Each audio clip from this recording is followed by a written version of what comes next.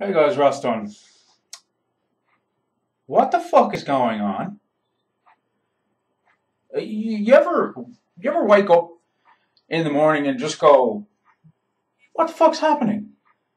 What's happening?" That's how I woke up this morning. Um, and through most of last night as well. I just sort of sat around going, "What?" Yesterday I made a slight video addressing Google. Um, and they're bringing in of individuals like Randy Harper and Rose Eveleth into Google headquarters to help them spearhead this awareness of harassment initiative. And, I'm sure their hearts are in the right place with it, but the people that they brought on board to help them get that done, well, they're of questionable moral character. But what Anita Sarkeesian and Zoe Quinn are currently doing almost sort of feels like treason. That's a big word, but they're advocating for an extremely dangerous position. So much so to the point that WikiLeaks has actually come out today and yesterday, for most of last night, in condemning a lot of what is going on right now with Anita and Zoe at the UN. Nobody is quite paying attention to it. Obviously, people in Gamergate are, but people who aren't involved in Gamergate are just like, well, I'm not paying attention to it. Funnily enough, when individuals who stand against Gamergate come out and do completely abhorrent things like what Zoe Quinn and Anita Sarkeesian are currently doing, they don't seem to have much input on it. I've noticed there's this thing that happens that whenever Zoe and Anita, or people, I don't want to use those names specifically and repeatedly, but whenever people associated with anti-Gamergate do something completely absurd, nonsensical, and potentially dangerous, nobody on the opposite of the Gamergate aisle has much to say about it. Even right now, if you were agreeing with what Zoe Quinn and Anita Sarkeesian are doing in principle at the UN right now, where they're raising awareness of harassment of women online, they are also advocating for a socially dangerous position. And the UN is sitting there and nodding in agreement with them. Yes, definitely. Saying mean things to girls online now is potentially counted as violence. I understand the idea that gendered insults are something that men don't necessarily have to deal with on a daily basis, or if at all, and that they're a common and unique problem to women, and it is the root of misogyny. But at the same time, considering negative comments towards women online as a form of violence is extremely dangerous. When you start considering violence towards women and negative things said to women as the same thing. Because, again, that advocates a position of censorship. Now, I don't necessarily think that Anita Sarkeesian and Zoe Quinn fully understand what they're doing.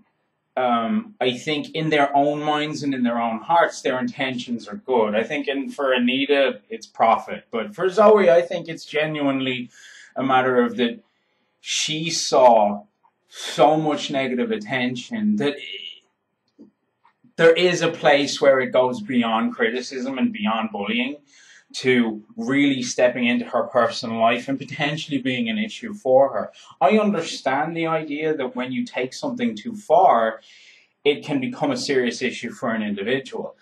People like Anita and Zoe are not protected. They're not major public figures with a large sort of financial foundation from a previously existing career of written academia or political action, or generally they don't have the ability to defend themselves in the same sort of capacity that people in similar positions might have.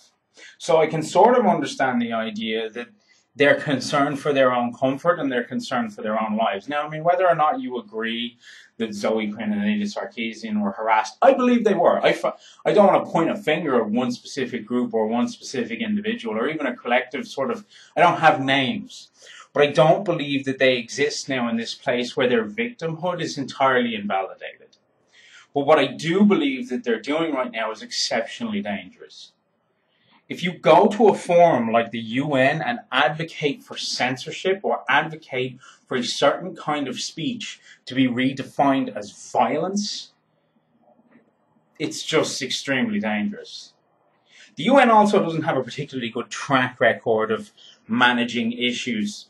There's a lot of sort of child rape charges up around, sort of floating around the extended bodies of the UN that the UN isn't really very good at addressing. And in fairness, the UN just has a terrible track record with human rights anyway.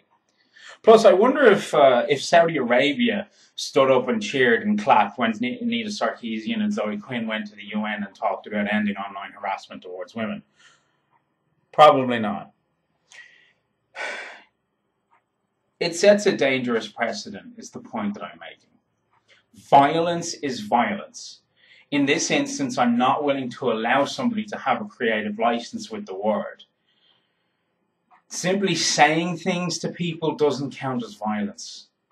It doesn't. It does you no physical harm. It places you in no position of direct... It doesn't place you in a threatened position. You might feel uncomfortable when people say words to you that you don't like. You might get angry when people question your character or attack you, but it is not violence. Allowing speech and words to be redefined as such is extremely dangerous to our society. And I've seen far too many people stand here in my position or similar positions and go, well, what you're doing by proxy now, by defending the idea of free speech, is you're defending hatred. I hate that. It's a really shitty position to come from, because if your only argument for censorship is that it's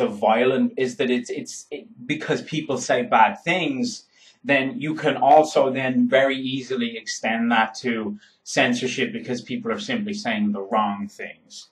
That has happened. It does happen, and it will happen if you try and take free speech away from people.